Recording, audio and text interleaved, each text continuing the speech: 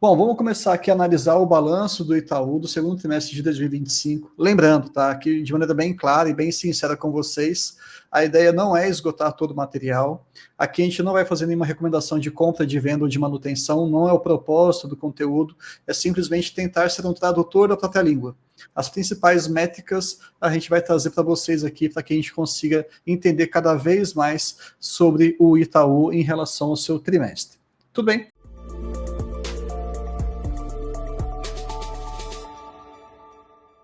Vamos lá. Então, coisas básicas, destaques. Deixa eu colocar.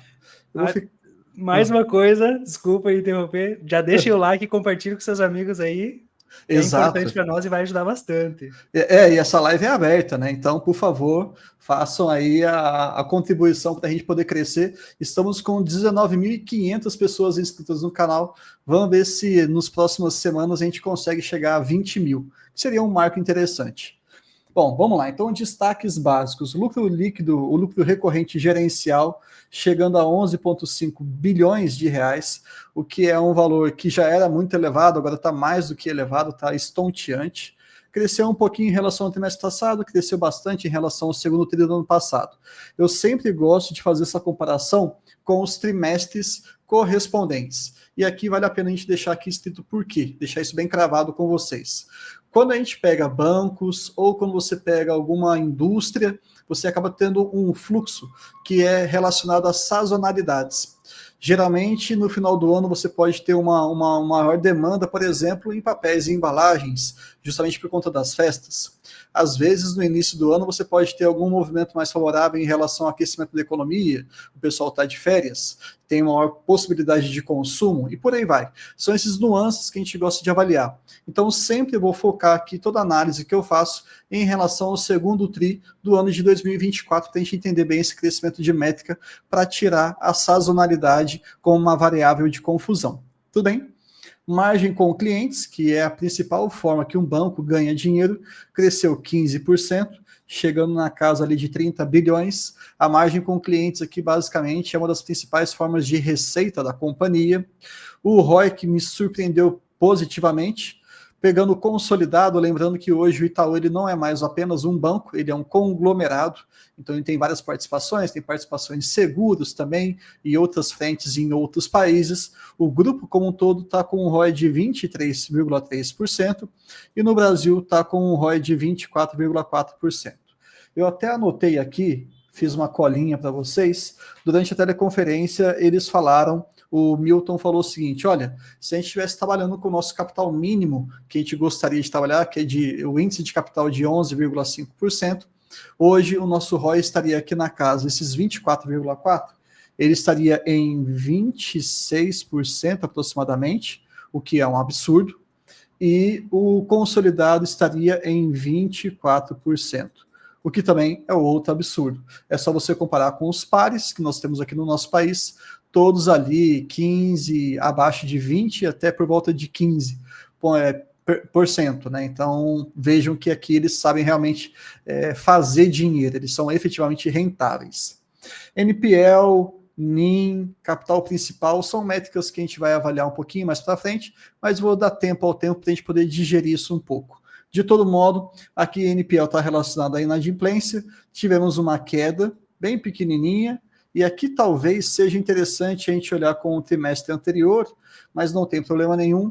É importante a gente perceber que a inadimplência ela está totalmente controlada ou até em uma pequena redução. Maravilha mesmo. E aqui a margem média anualizada, a NIM, a gente gosta de ter uma NIM muito elevada.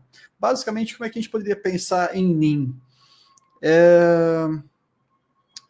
É a diferença entre aquilo que eu estou ganhando de juros de todas as minhas receitas, tá? Então eu faço uma captação de dinheiro no mercado, as pessoas colocam dinheiro no Itaú através dos seus CDBs, por exemplo, e eu tenho que pagar um certo juros para essas pessoas, uma rentabilidade. Essa é a parte, digamos, negativa.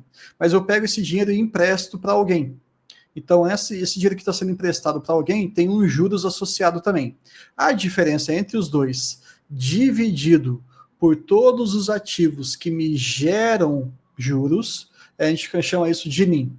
É um assunto um pouquinho mais técnico, mas entendo que uma média, assim, a ANIM maior, ela traz para a gente uma percepção de uma maior facilidade de negociação ou eficiência de negociação entre aqueles que são os credores e aqueles que são os devedores do ponto de vista do banco. Ela está conseguindo negociar muito bem, a instituição bancária, ela está conseguindo negociar muito bem esse fluxo do dinheiro.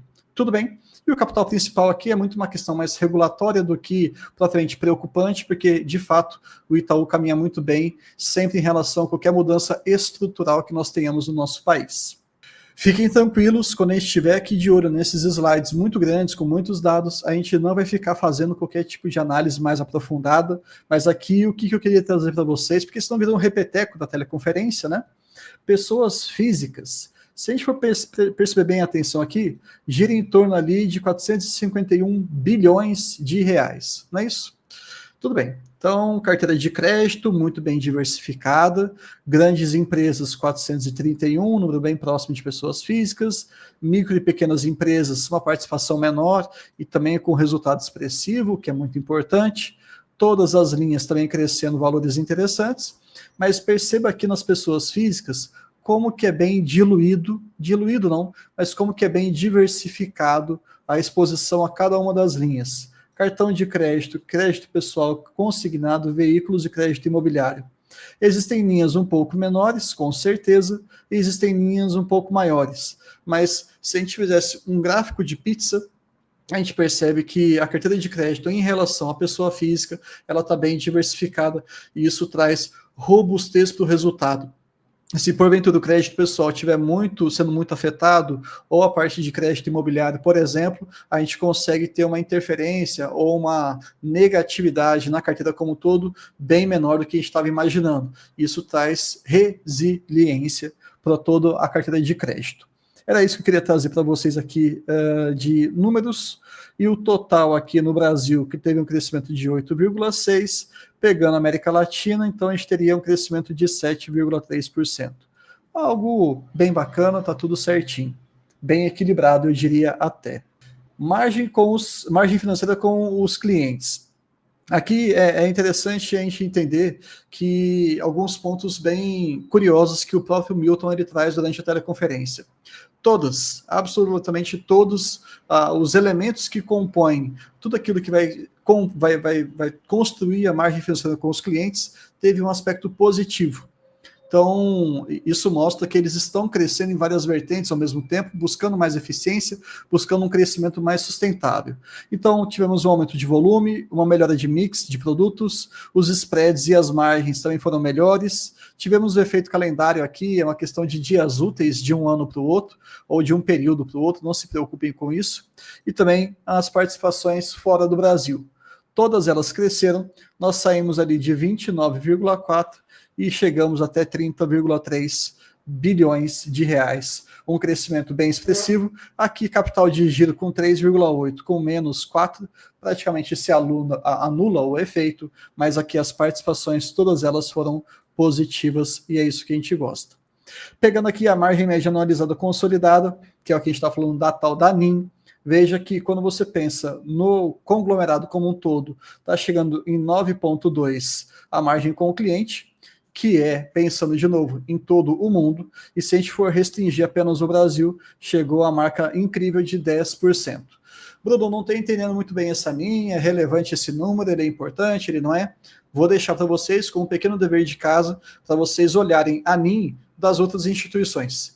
Fica um bom exercício comparativo, porque isso aqui mostra justamente a habilidade de um banco pegar emprestado e emprestar para outras pessoas. E ali a NIM talvez seja uma métrica que você consiga comparar com uma clareza um pouco maior, tá? Você vai ver que realmente o Banco Itaú aqui está se destacando muito bem. Aqui em relação à margem financeira com o mercado também é algo que eu gostaria que vocês olhassem, não os números, tá? Porque o número vai depender muito do tamanho da instituição, mas tentem comparar um pouquinho o comportamento da margem com o mercado com as outras instituições. Algumas estavam com prejuízo, outras com crescimento muito pequeno, outras sofreram uma queda muito forte.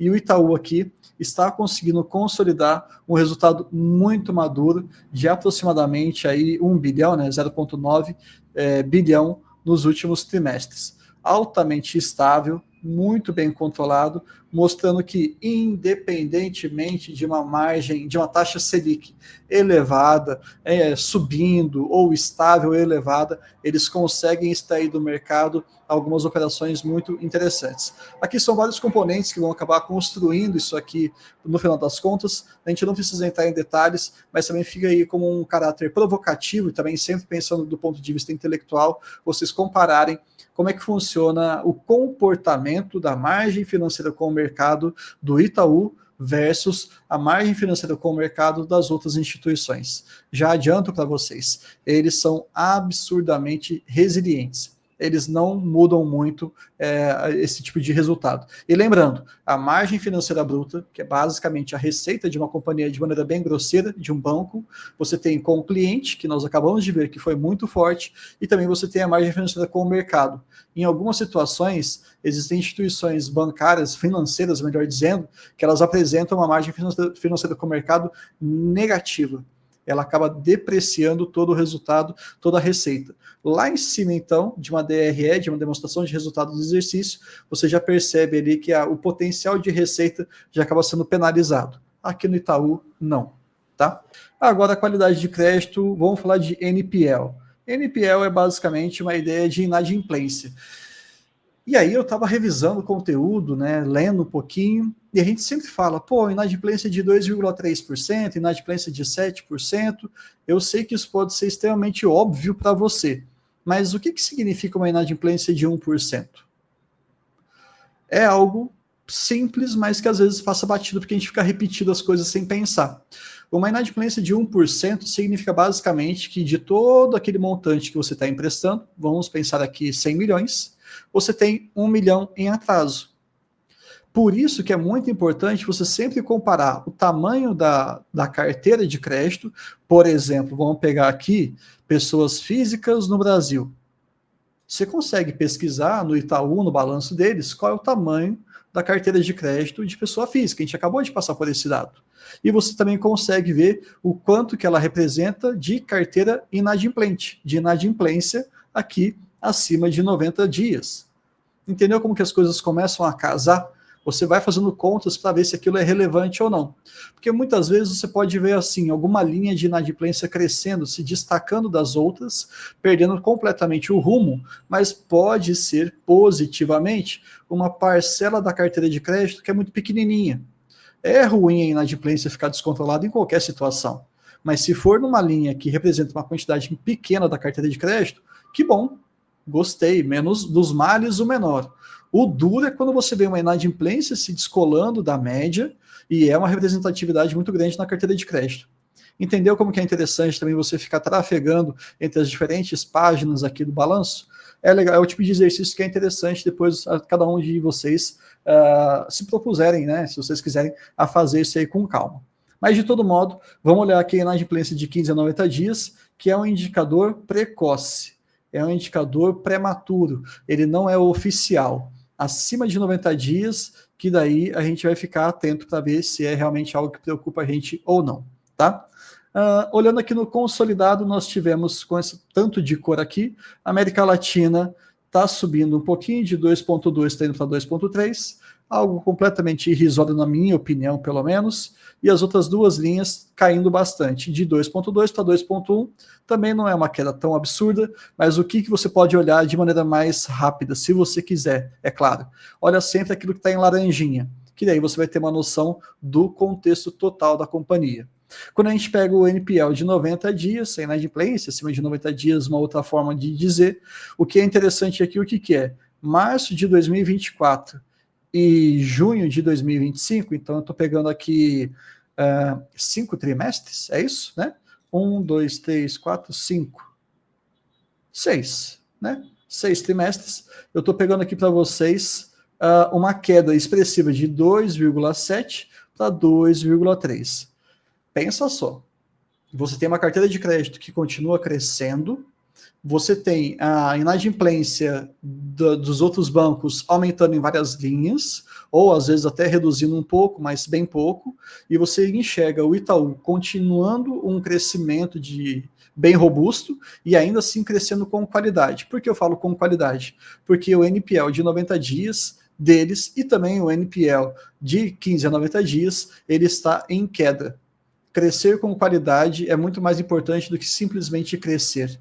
E isso ele falou várias vezes, várias e várias vezes. Não adianta a gente crescer de uma maneira nominal apenas. Tem que trazer retorno para a companhia, porque senão o que acontece quando você tem uma inadimplência muito alta? Acaba tendo um PDD, um provisionamento de perdas, né, dos devedores duvidosos muito grande. E onde que isso vai atuar? Diretamente em cima do lucro. Não adianta nada. Né? Cresce a carteira e você continua com prejuízo. Ou com um gasto muito grande com essa carteira de crédito. Qualidade da carteira de crédito em relação à resolução 4966, inclusive quem ainda não assistiu, tem um vídeo que relativamente deu bastante trabalho para fazer, em que a gente trouxe ali conceitos sobre o que é uma carteira reestruturada, renegociada, o que é estágio 1, estágio 2, estágio 3 e tudo mais. Ou é uma nova visão de você enxergar todas essas carteiras, tá? Alguns aspectos são absurdamente subjetivos, e aí fica um pouco complexo para a gente poder aprofundar aqui. Outros eles são bem mais objetivos, então fica um pouco mais tranquilo. Alguns prazos, principalmente, em algumas datas, né, 30, 90 dias, acima de 90 dias, abaixo de 30 dias, etc. e tal, por exemplo, em relação aos atrasos, mas fica muito subjetivo quando eles falam sobre concessões. Uma renegociação com amplo desconto é uma carteira reestruturada. Agora, se você tem um pequeno desconto associado, uma pequena renegociação, aquilo é uma carteira renegociada. E são termos que, a princípio, são parecidos, né?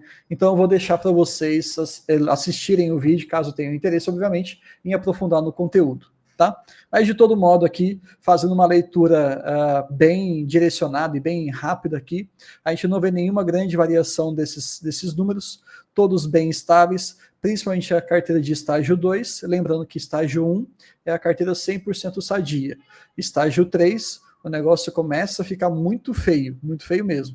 E estágio 2, você tem uma maleabilidade para fazer negociação, para você conseguir focar os seus esforços, para converter quem está nesse estágio 2 para o estágio 1, que é onde todo mundo deveria ficar, e, obviamente, evitar o máximo que quem está no estágio 2 venha, porventura, a chegar ao estágio 3. Certo? Qualidade de custo de crédito, carteira renegociada, como a gente acabou de conversar. Aqui, qual que seria a leitura, só para fazer algo mais dinâmico? Carteira renegociada, como eu conversei com vocês, é sempre aquela carteira que já apresentou algum tipo de problema. Tudo bem, ter problemas não é algo inusitado, algo que vai espantar quem está emprestando dinheiro. Sempre vai ter um certo atraso, pode surgir algum calote, etc. e tal. O que a gente espera enquanto acionista de um banco? Que a carteira de renegociação, a carteira renegociada, seja cada vez menor. É isso que eu quero.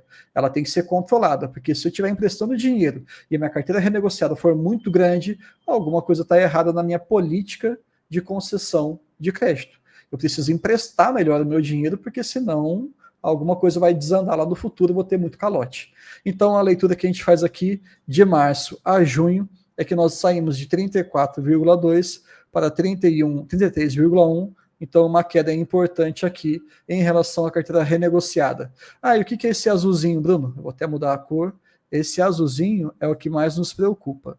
É a carteira reestruturada, que também diminuiu, saiu de 18,3 para 17,4.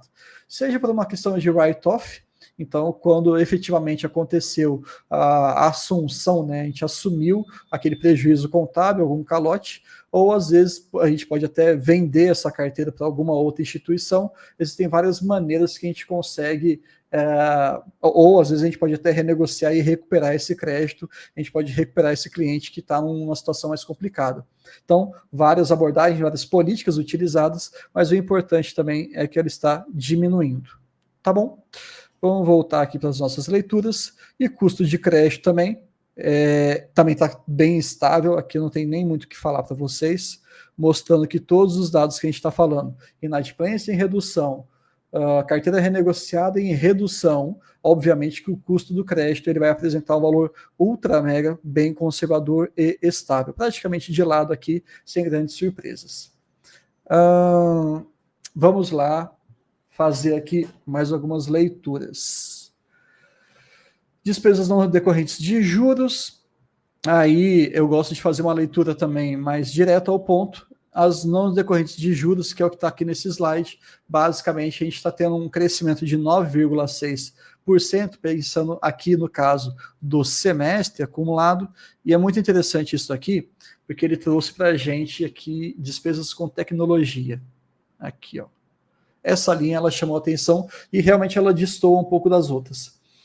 Veja que o Banco Itaú, ele está investindo cada vez mais, ele está gastando cada vez mais com tecnologia, e esse aumento de gastos com tecnologia acaba interferindo um pouco nas despesas não decorrentes de juros. Você fala, pô, isso é ruim. Então, qual que é a vantagem de você investir em tecnologia? Você consegue reduzir custos operacionais futuros.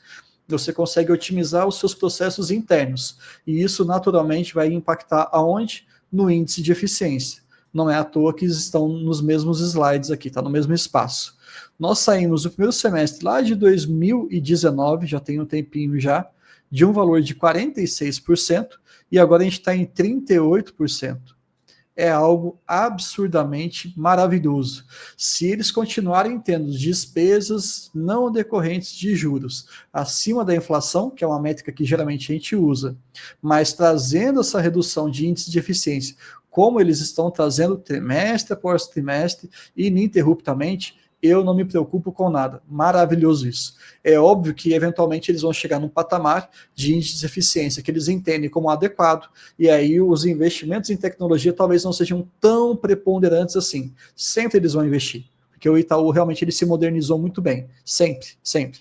Mas, com certeza, num patamar de índice de eficiência baixo, isso pode ser enxergado como uma estrutura, uma máquina muito enxuta. A gente gosta disso, pensando em banco. E aqui a parte do guidance. A gente já está terminando já. Então, eles mantiveram praticamente todas as linhas do guidance, mas olha como que as coisas são diferentes, né? Alguns guidances, como o do próprio Banco do Brasil, ele foi suspenso, né? As principais linhas eles foram suspensas, porque principalmente eles estão passando por um momento de reestruturação. Outras empresas estão apresentando o cumprimento do seu guidance, mas é um guidance um pouco mais tímido, e está tudo bem também em relação a isso, até em relação ao Banco do Brasil, porque nada cresce em linha reta, mas as outras instituições também cumprindo aquilo que eles estão prometendo.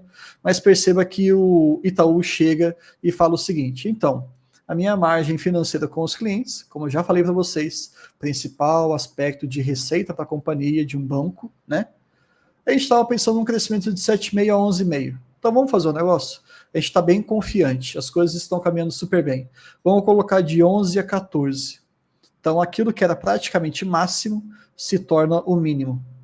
Né? Então aqui realmente é um ponto muito positivo mesmo. E um outro aspecto aqui é que a gente pode pensar, pô, mas a alíquota efetiva de imposto de renda vai subir um pouquinho mais. Não tem problema. A empresa está crescendo, a carteira está crescendo, os investimentos são maiores, os custos são maiores. Essa questão de alíquota efetiva de imposto de renda, dentro de patamares adequados, e estar dentro de um patamar adequado, seria ali uma consequência positiva, desde que bem gerida. Então, está tudo bem também, a gente tolera isso aqui. E esses foram os resultados do segundo trimestre de 2025. Espero que vocês tenham gostado da nossa forma aqui de apresentar para vocês.